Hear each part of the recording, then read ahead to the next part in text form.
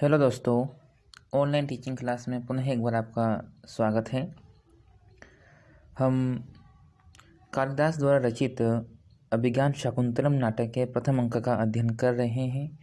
इससे पिछले क्लास में हमने पढ़ा कि दुष्यंत शकुंतला की सखियों से शकुंतला के बारे में पूछता है कि ये किसकी पुत्री है और पूरा वृत्तांत चलता है।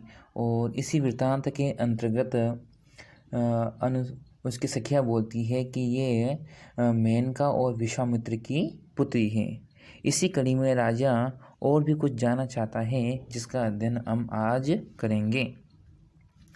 राजा इति सखीम ते ज्ञातुमिच्छामि।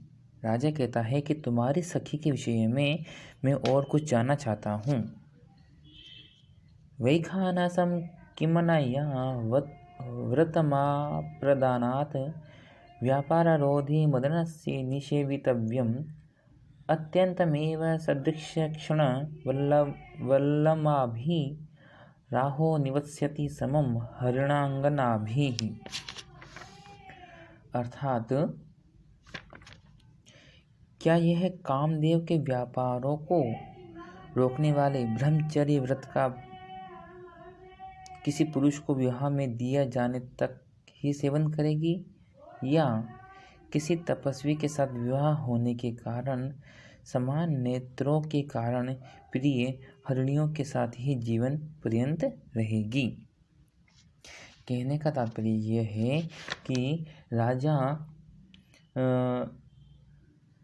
कहना चाह रहा है कि क्या ये शकुंतला किसी राज्य के साथ विवाह होने तक ब्रह्मचर्य के व्रत को धारण करेगी, या किसी तपस्वी के साथ विवाह होने के कारण आजीवन इसी तपोवन में मृगों के साथ निवास करेगी। एक तो अर्थ से ये निकल रहा है। दूसरा अर्थ से ये निकल रहा है यह विवाह तक ही ब्रह्मचर्य व्रत धारण करेगी, या आजीवन ब्रह्मचर्य व्रत का पालन करती हुई आश्रम में इन पशु पक्षियों हरिणियों के साथ जो है जीवन बिताएगी। यह चीज़ है इसके अंतर्गत। तो आगे देखिए, प्रेमवदा क्या बोलती है। आर्य धर्मचरणे अपि परवशोऽयं जनः।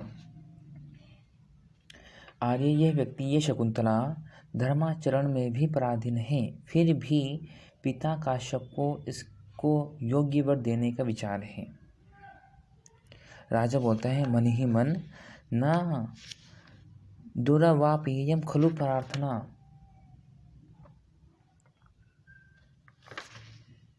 मन, ये मेरा मनोरथ दुर्लभ नहीं है, मतलब यही तो मेरा मनोरथ है।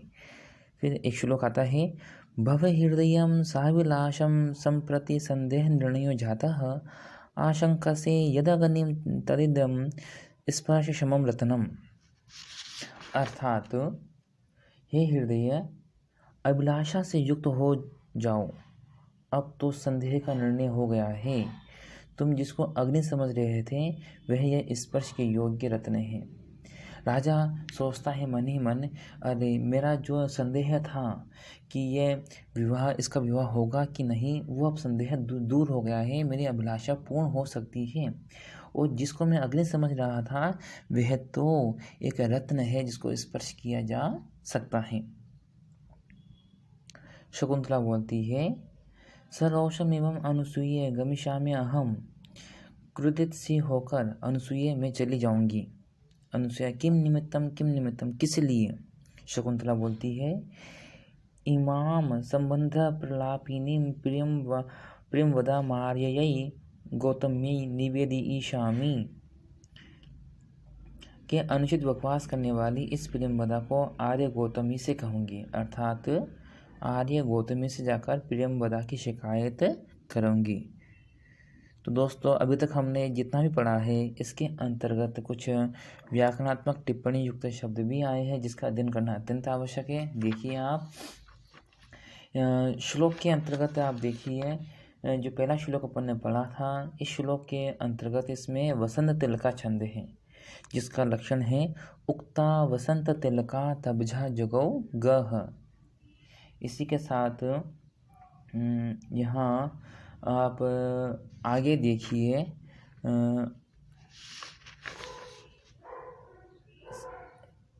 जातः एक शब्द है, जातः एक पद है, ये इसके अंतर्गत जन धातु है और कत प्रत्यय है। रत्नम, इसकी यदि हम व्याख्या करें इस पद की तो रत्न के समान। शकुंतला को रत्न इसलिए कहा गया है कि वह राजाओं के द्वारा रत्न के समान उपभोग के योग्य है, या फिर वह सहृदय दुष्यंत के द्वारा रत्न के समान हृदय में रखने के योग्य है, या फिर वह रत्न के समान प्रशस्य गुणों से युक्त तथा प्रभावशाली को ही प्राप्त होने के योग्य है। तो दोस्तों आज के लिए इतना ही। धन्यवाद।